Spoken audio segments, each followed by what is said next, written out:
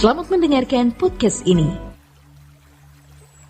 Saya terus mengobarkan semangat, mengobarkan gairah. Bagaimana menjadi anak manusia yang benar-benar menyukakan hati Allah. Menjadi penghiburan di hati Allah. Di tengah-tengah angkatan yang bengkok ini, di tengah-tengah kejahatan manusia. Saya mengajak saudara-saudara juga mengobarkan gairah untuk menjadi seorang yang berkenan di hadapan Allah, menjadi kesukaan hati Allah, ibarat simfoni yang indah merdu didengar oleh Allah, ibarat bunga yang wangi menjadi keharuman. Inilah kehormatan kita, saudaraku. Inilah nilai, inilah kemuliaan kita. Tidak ada kehormatan, kemuliaan, dan nilai lebih dari ini. Kalau kita percaya Tuhan, kita percaya firman-Nya, dan kita mengikuti firman-Nya. Tidak ada hal yang lebih mulia pada seseorang atau pada hidup seseorang selain ini. Ketika Bapa mengakui bahwa ia seorang yang berkenan kepada Allah, menjadi kesukaan hati Allah. Seperti simfoni yang merdu terdengar dan menjadi keharuman. Hidup kita menjadi seperti pedupaan yang terus menyala, asapnya membumbung sampai ke tahta Bapa. Dari setiap renungan hati, dari setiap apa yang kita katakan, dari segala hal yang kita lakukan, itu menciptakan keharuman. Dan kita menikmati kebahagiaan dari hal itu. Sampai kita benar-benar menjadi kecanduan atau edik. Kecanduan atau edik. Kecanduan untuk berbuat segala sesuatu yang menyenangkan hati Allah. Yang bisa menjadi seperti simfoni yang indah didengar, menjadi keharuman di hadapan Allah. Seperti pedupaan yang tidak pernah berhenti, asapnya membumbung tinggi sampai ke hadapan Allah. Dan itu harus benar-benar menjadi realitas hidup kita. Realitas yang kita hayati dan kita alami. Maka di situ saudara akan mengalami benar-benar sungguh-sungguh perjumpaan dengan Tuhan. Sebenarnya dalam pergumulan hidup saya atau dalam petualangan spiritualitas hidup saya, ada pertanyaan yang saya kemukakan. Pertanyaan yang terdengar konyol, saudara. Tetapi benar-benar saya persoalkan. Pertanyaan itu berbunyi begini. Kalau engkau benar-benar Allah yang hidup, bahwa apa yang tertulis di Alkitab itu bukan dongeng, aku mau mengalami engkau ya Allah. Dan itu dijawab Tuhan dengan berbagai persoalan-persoalan berat dan rumit. Di mana di dalam persoalan-persoalan itu kita tidak mampu menjawabnya kecuali campur tangan Allah. Ada persoalan-persoalan yang terjadi dalam hidup karena kesalahan kita. Tetapi ada persoalan-persoalan hidup yang bukan karena kesalahan kita. Dan itu bisa membuat kita putus asa, kecewa, atau bereaksi negatif sehingga kita jatuh dalam dosa. Yang kedua ini pasti berasal dari kuasa kegelapan. yang mau menghancurkan hidup kita. Menghentikan perjalanan pertumbuhan iman Kristen kita untuk sempurna seperti Bapa atau serupa dengan Yesus, sekaligus menghentikan pelayanan kita. Kita harus kokoh, harus tabah, harus kuat. Dari situ kita bisa terstimulasi, terangsang untuk mengalami Tuhan. Tetapi yang lebih dari itu, atau mungkin bisa sejajar saudaraku sekalian, yaitu ketika kita benar-benar berusaha dalam segala hal tidak melakukan kesalahan. Ini tentu terkait dengan pergumulan hidup yang kita hadapi. Kesempatan untuk tidak jujur, kesempatan untuk mengangkat diri menjadi sombong, dan berbagai dosa yang bisa kita lakukan. Kita memilih taat. Karena kita ingin benar-benar menyenangkan hati Allah, membuat Tuhan tersenyum. Kalau kita sudah menggumuli hal ini dengan serius, lalu ada kesalahan yang kita lakukan, itu perasaan duka dan luka dalam sekali. Sampai kita bisa menjadi benar-benar trauma terhadap kesalahan. Kalau dulu kita melakukan kesalahan tanpa merasa terganggu, kita masih menikmati lagi, Tapi kemudian kita bertumbuh, setiap kali melakukan kesalahan kita berduka. Dan di dalam pertumbuhan berikut menjadi luka. Sampai belum melakukan kesalahan kita sudah resisten menolak. Dan kita memandang kesenangan-kesenangan yang dulu kita nikmati itu seperti racun. Mengerikan kalau ini aku teguk. Dan itu sebenarnya simptom atau gejala di mana kita mulai menyenangkan hati Allah. Dan itu membutuhkan perjuangan. Membutuhkan perjuangan berat. Dan melewati perjalanan waktu. Karenanya sebelum kesempatan yang Tuhan berikan itu berlalu, mari kita berjuang, saudaraku. Ya, ingat, kesempatan itu tidak bisa kita beli. Ya, kesempatan itu anugerah. Kata firman Tuhan, kita tidak bisa menambah sehasta pun umur hidup kita. 1 jam pun kita tidak bisa. Jadi kalau kita melek mata pagi hari, Tuhan masih memberikan kita hari yang baru. Kita bersyukur. Terima kasih Tuhan. Itu kesempatan kita untuk meningkatkan kualitas hidup rohani kita, agar kita bisa lebih berkenan di hadapan Allah.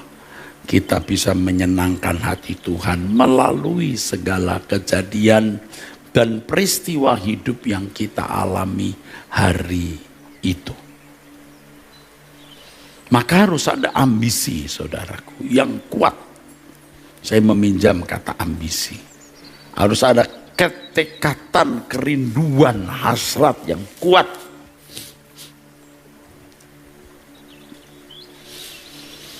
Sama seperti ketika saudara ingin memiliki sesuatu, ingin menambah jumlah uang, ingin memiliki satu barang, atau jatuh cinta ke seseorang dan Anda ingin memiliki orang itu. Siang, malam, pagi, petang saudara bisa memikirkan apa yang menjadi obsesi cita-cita saudara. Sekarang yang menjadi obsesi kita adalah menyenangkan hati Allah. Kalau Allah itu benar-benar ada, hidup, ya saudaraku, dan memang ada hidup. Melihat sempurnanya metabolisme tubuh kita, tatanan alam yang sempurna, jagat raya yang memiliki tatanan yang sempurna ini tidak mungkin tidak diciptakan oleh Allah, saudara. Bahkan kalau saudara memperhatikan dunia binatang, bagaimana setiap hewan memiliki spesifikasi yang begitu luar biasa. Kelelawar yang tidak punya mata bisa menangkap resonansi benda di sekitarnya sehingga dia tidak menabrak. Itu kan nggak mungkin tidak di-create, tidak mungkin tidak diciptakan oleh Allah. Binatang yang melindungi diri bisa mengubah warna sesuai dengan lingkungannya. Ikan yang lahir di mana suatu kali mau mati kembali lagi ke tempat yang sama dalam jarak bisa ratusan bahkan ribuan kilometer.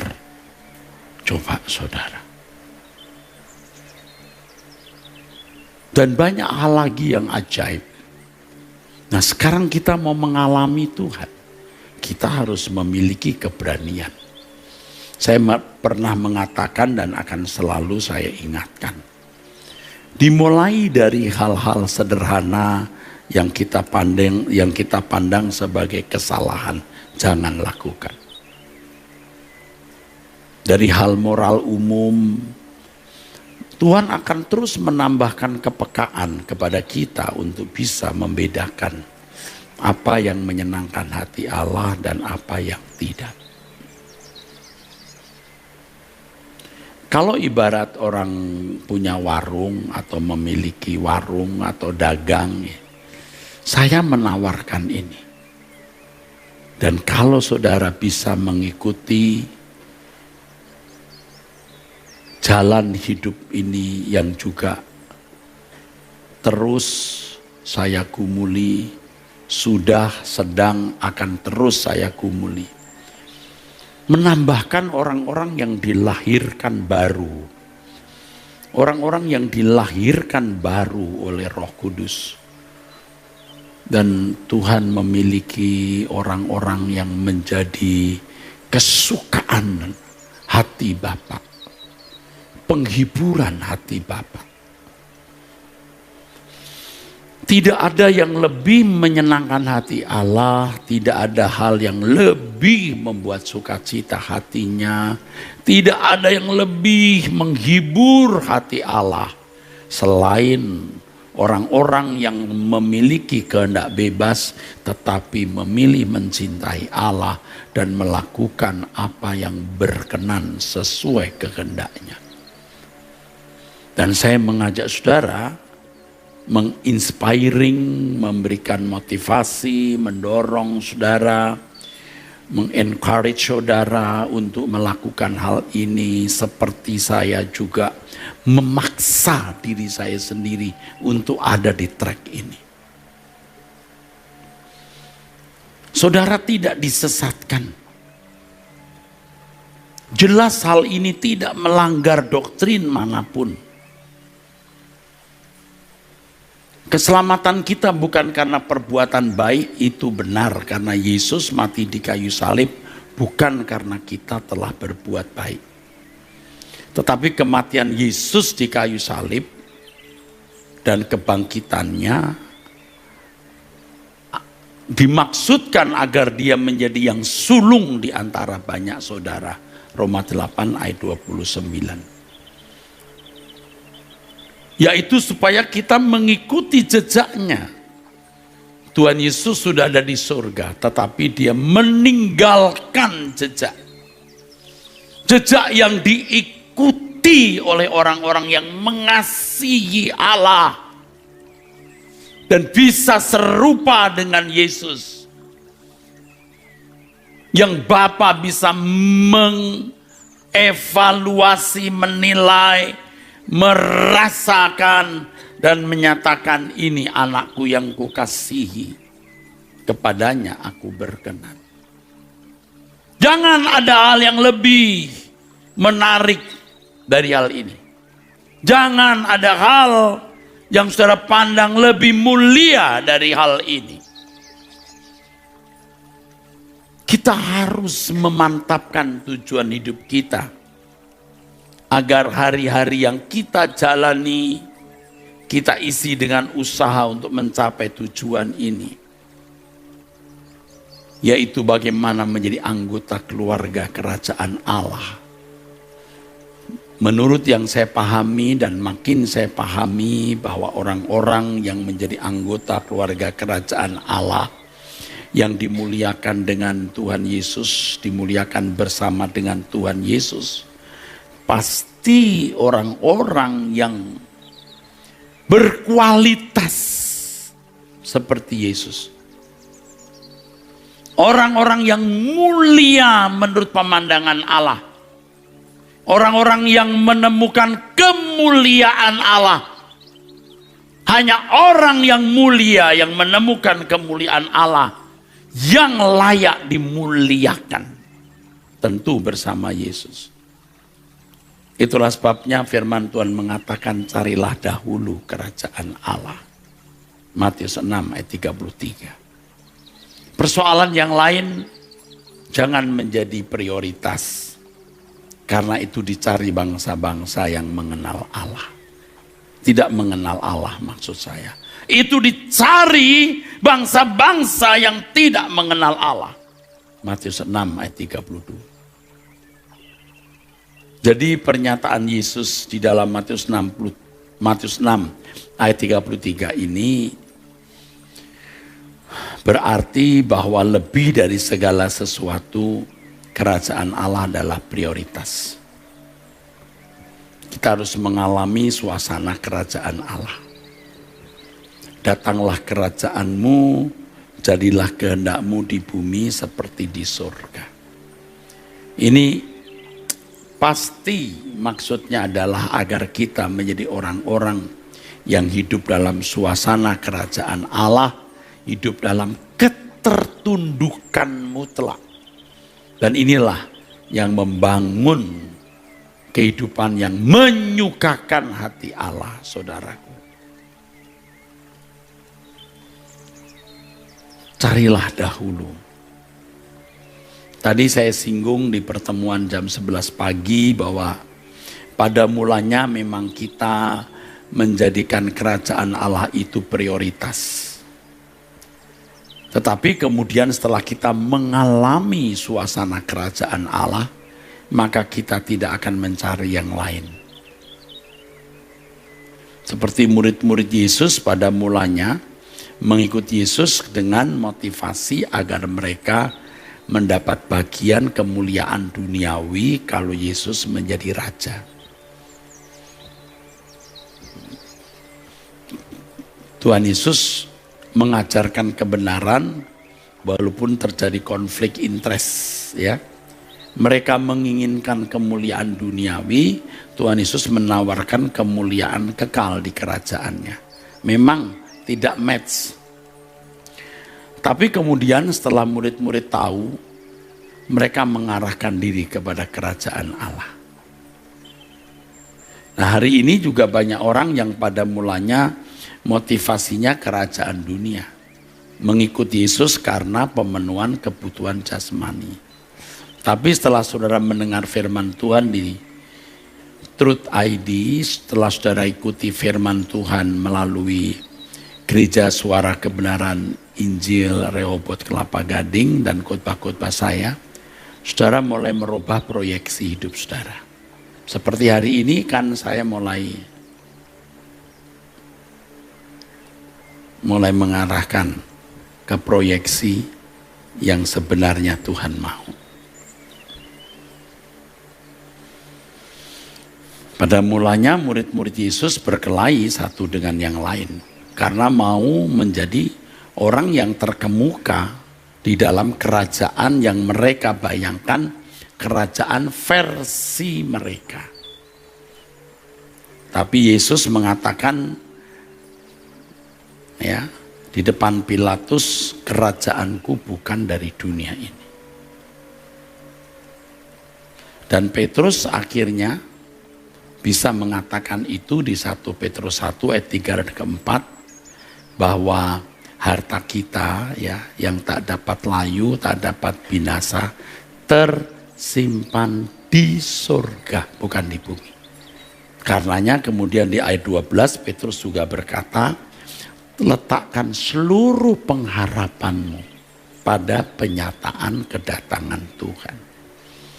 Ini tidak mudah, saudara. Apalagi yang punya uang. Apalagi yang punya uang. Maunya beli ini, beli itu, belanja ini, belanja itu.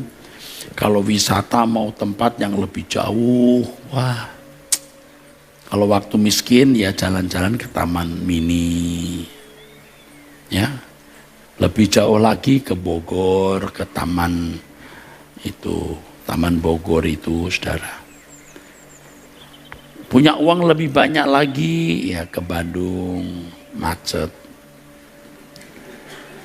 Oh banyak uang lagi, oh ke Jogja. Uang lebih banyak lagi, oh ke Bali. Lebih banyak uang lagi, mulai ke luar negeri, ke Singapura, ke Bangkok, sampai ke Alaska. Loh betul. Ada orang-orang jalan-jalan ke Alaska. Saya terus terang tidak tahu apa indahnya Alaska. Saya pernah melihat Alaska lewat YouTube. Itu cuma dataran es. Wah kalau begitu mah, cuma mau lihat es tuh sebenarnya tidak jauh. Saudara buka freezer, ada es. Kalau mau dingin, buka kulkas, Anda berdiri di situ. Buka freezernya, Anda kedinginan. Mau lebih dingin lagi, masukkan tanganmu di freezer. Jadi es mambo.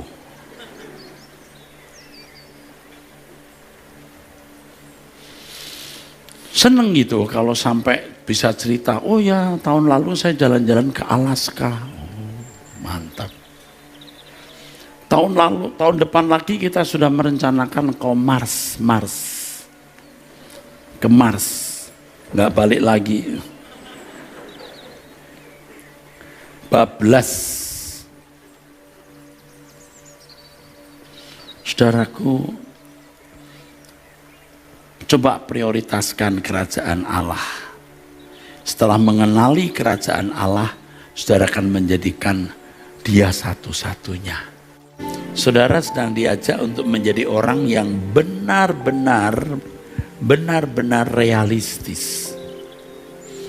Tetapi ini bertolak belakang dengan pandangan orang yang sudah terlanjur rusak oleh filsafat, filosofi, prinsip dan selera dunia.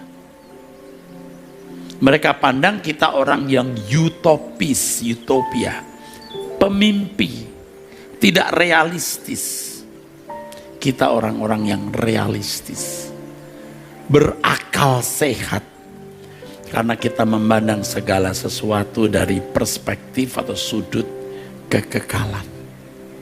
Dan saudara, melalui mendengar firman ini, saudara akan terus dibukakan, kau buka mataku. Pasti banyak di antara saudara ini orang-orang yang gagal studi, gagal karir, gagal rumah tangga, istri lari kemana, suami kemana. Jangan jadikan masalah. Kalau saudara mengalami itu, cerita kepada saya nggak memandang Anda berkecelakaan.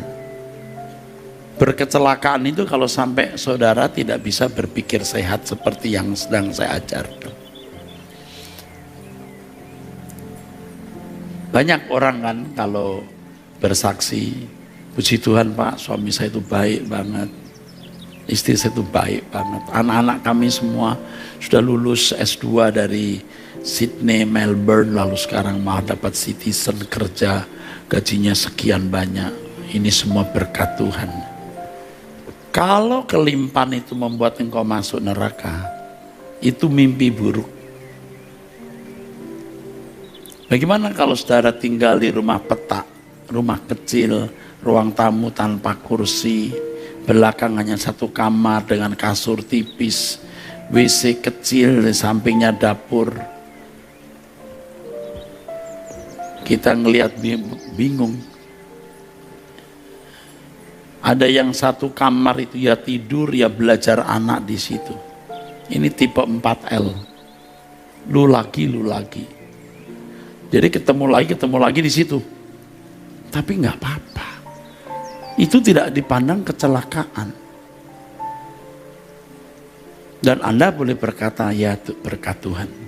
Dengan ini kami rajin berdoa jam 5 pagi. Dengan ini kami mencari Tuhan, Pak.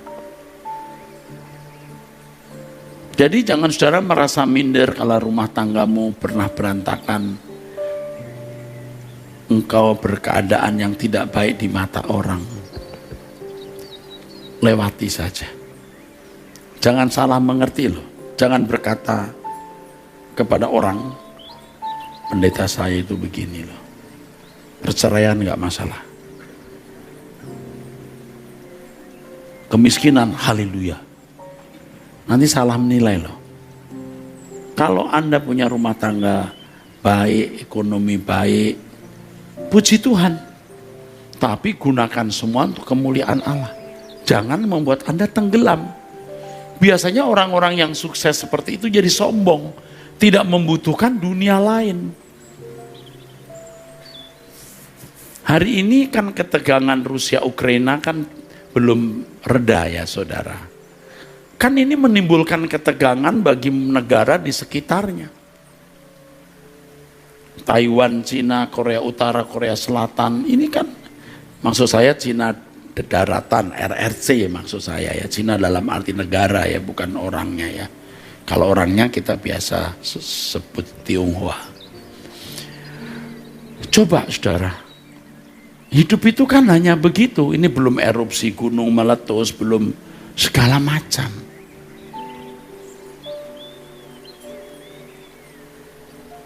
Baru-baru ini Krakatau dinilai aktif lagi. Jangan main-main. Gunung Krakatau pernah meletus yang katanya abunya sampai Eropa. Ini anaknya. Belum pamannya, tantenya yang kita nggak lihat.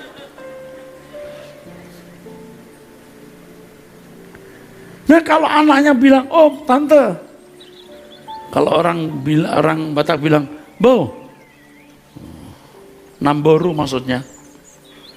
Namboru, tulang, ayo rame-rame. Apalagi opungnya masih hidup. Emang bapaknya sudah meletus, tidak ada. Tapi kalau masih ada opung, Namboru, ada tulang, belum ponakan-ponakan lain di sekitar Jawa. Tetangganya juga, hai Merapi.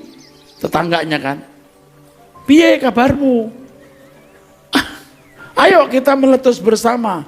Tebelah ini Pulau Jawa. Tebelah.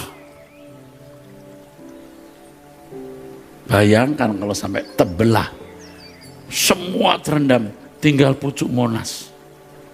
Bisa rame-rame orang berenang ngambil emasnya.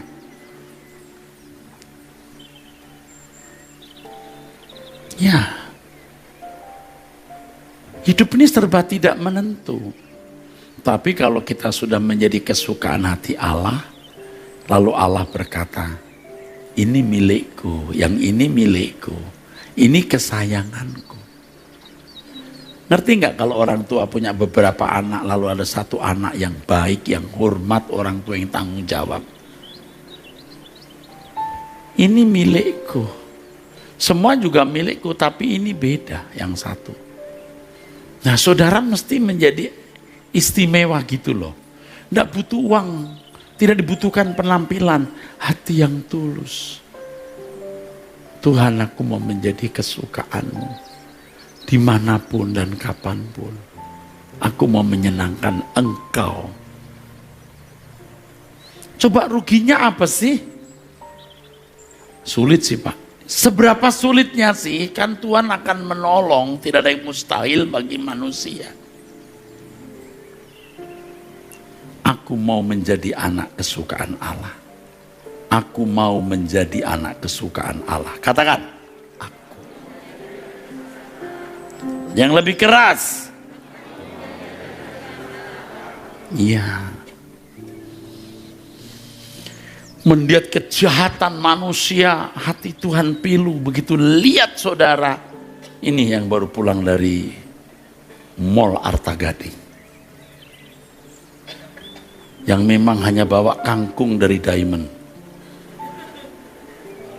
tapi itu menyenangkan hati Allah. Saudara ini kan ada yang kebaktian pagi, di sini duduknya. Sore di sini lagi. Saya yakin nggak pulang nih. Saya nggak tahu you tidur di mana siang ini. Mungkin saudara duduk-duduk di sini terus tiduran atau jalan-jalan. Saudara nyari apa? Kalau bukan mau mencari kebenaran. Anda pikir Tuhan tidak ngelihat? Tuhan ngelihat. Ini satu ini loh. Nggak wajar ini hidupnya. Orang biasanya jalan-jalan kemana-mana untuk cari kesenangan. Ini cuma nunggu khotbah jam 11 dan jam 5 sore. Begitu pulang udah pasang beker. Besok jam 5 pagi doa. Coba. Tapi kalau hari Senin besok jam 5 kurang seperempat. Terbeker. Alarm. Saudara, ini yang wajar, yang realistis itu begini. Ikuti terus. Sampai saudara itu ya seperti melihat kabut yang makin menipis, lalu lihat kerajaan surga. Anda melihat padang hijau yang membentang. Indah sekali. Dan itu sudah kebayang bahwa kita akan ke sana. Kalau bagi saya udah terus membayangkan. Saudara harus terus bertumbuh sampai kerajaan surga itu menjadi satu-satunya duniamu. Dan saudara berani transaksi barter. Ya memang pada mulanya hanya menjadi prioritas. Lama-lama segalanya.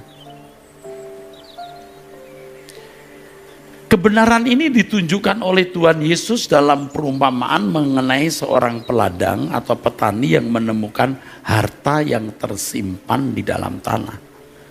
Pada mulanya dia bertani, dia berladang. Bagus itu bagus, rajin. Tapi ketika ia menemukan harta yang terpendam di ladang, wah ini membuat dia ekstrim. Dia menjual seluruh miliknya untuk mendapatkan, memperoleh, memiliki ladang itu. Orang yang tidak tahu akan mengatakan, apa lebihnya ladang itu dengan ladang yang di sono, Om? Mungkin dia akan jual ladangnya yang banyak dan barang-barangnya yang lain demi ladang yang di dalamnya terpendam harta, kekayaan itu. Di Matius 13 ayat 44 tertulis, hal kerajaan surga itu seumpama harta yang terpendam di ladang yang ditemukan orang lalu dipendamkannya lagi. Oleh sebab sukacitanya pergilah ia menjual seluruh miliknya lalu membeli ladang itu. Perumpamaan ini kita harus fokuskan pada faktor transaksionalnya, di mana dia berani menjual seluruh miliknya untuk membeli ladang itu. Ya, ekstrim banget ini ekstrim, nggak bisa dimengerti. Saudara pun dari jam 11 sampai jam 5 sore masih ada di sini, berangkatnya juga mungkin dari tadi pagi jam berapa entah di rumah. Nanti pulang-pulang sudah malam. Orang kan bingung, mereka tidak mengerti karena tidak tahu harta yang terpendam di dalam pengiringan saudara kepada Tuhan Yesus. Banyak orang belum menemukan, tapi kita bersyukur ya kita menemukan. Maka lagu tadi, kau buka mataku, ya, kau buka mataku, hati dan pengertianku. Nah ini membuat saudara bisa menjadikan kau satu-satunya tujuan. Perumpamaan mengenai harta yang tersimpan ini kemudian diteruskan, dilanjutkan Tuhan dengan perumpamaan mengenai seorang pedagang yang menemukan mutiara. Matius 13 ayat 45 dan 46. Demikian pula hal kerajaan surga itu seumpama seorang pedagang yang mencari mutiara yang indah. Setelah ditemukannya mutiara yang sangat berharga, ia pun pergi menjual seluruh miliknya lalu membeli mutiara itu. Saudara dan saya ini punya mutiara yang dapat Anda miliki kalau Anda menjual seluruh milik saudara.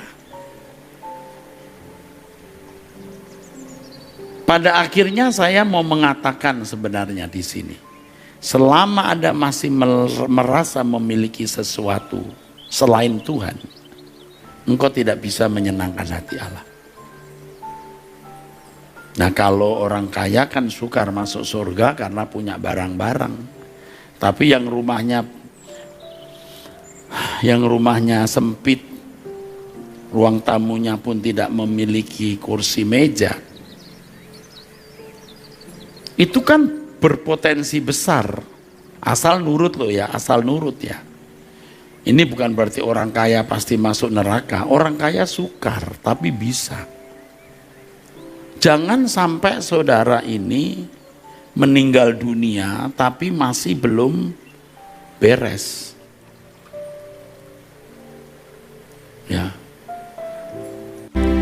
Jadi kalau saudara datang di sini sebagai orang yang sangat miskin, Anda kami sayangi dengan tulus.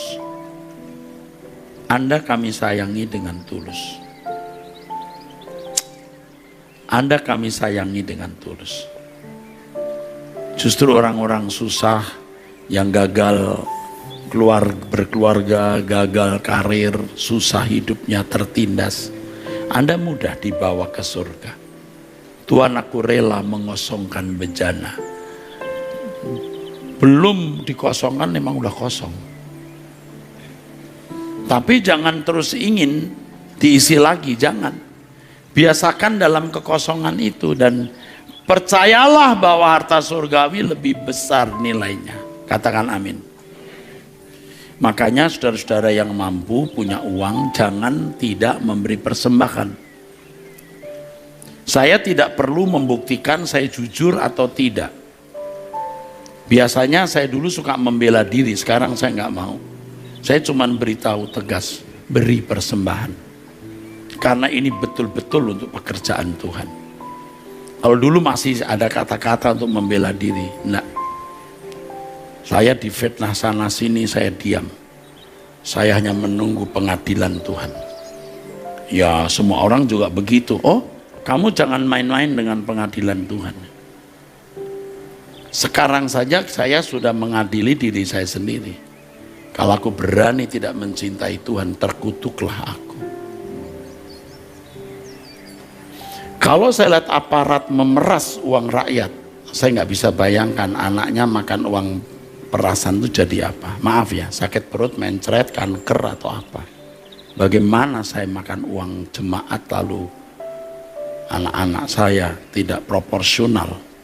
Ya memang saya berhak menerima apa yang kolektif gereja ada, saya berhak.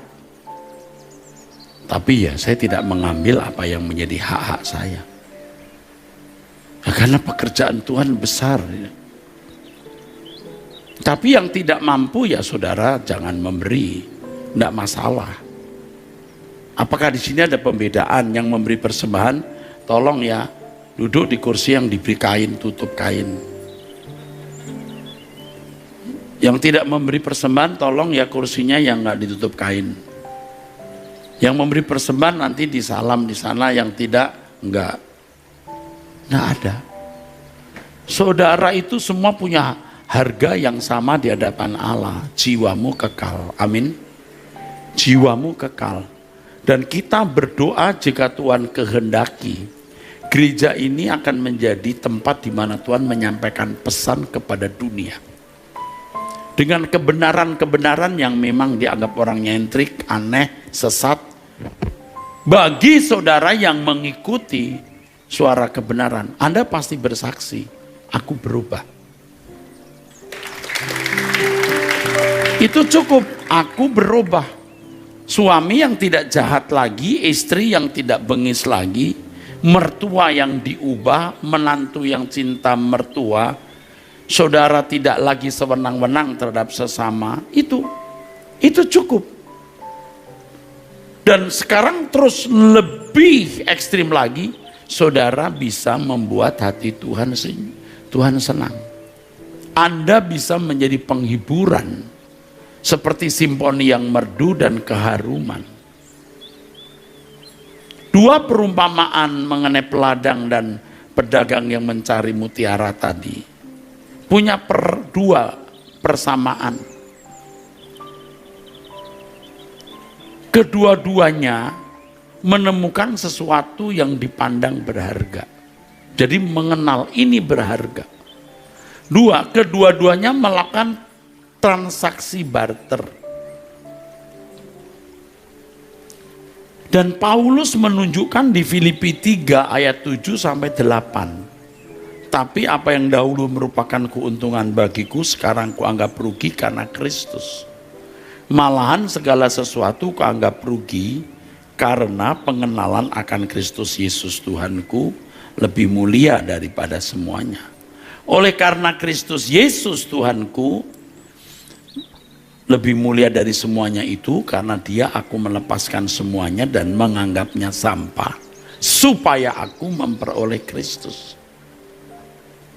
Kita harus berani menginvestasikan hidup kita untuk mengenal Allah. Dari datang ke gereja, mendengarkan Truth ID, doa bersama, sampai saudara berani melakukan barter. Jadi ada banyak di antara saudara yang mengakui suara kebenaran bagus, saya diubahkan. Tapi Anda belum sampai barter. Belum sampai melepaskan semuanya dan menganggapnya sampah. Anda tidak bisa menghindari barter. Karena Yesus sendiri berkata melepaskan segala sesuatu. Dan ingat ketika Sakeus berkata, separuh hartaku kuberikan kepada orang miskin, dan jika ada orang yang pernah kuperas, kukembalikan 4 kali lipat. Itu baru Tuhan berkata, keselamatan terjadi atas rumah ini. Itu percaya yang benar, itu iman yang benar. Anda tidak harus memberikan uang ke gereja kalau memang tidak punya. Anda tidak dituntut secara materi memberi uang ke gereja. Kalau Anda punya pun Anda tidak tergerak memberi, jangan memberi. Jangan. Nanti jadi malah tidak pantas. Tetapi yang penting jangan terikat dengan harta dunia, saudara. Kalau saudara berkata, Pak, saya nggak tertarik itu membantu pelayanan di GSKI Rehoboth Kelapa Gading. Tidak apa-apa. Tapi tetaplah datang kemari.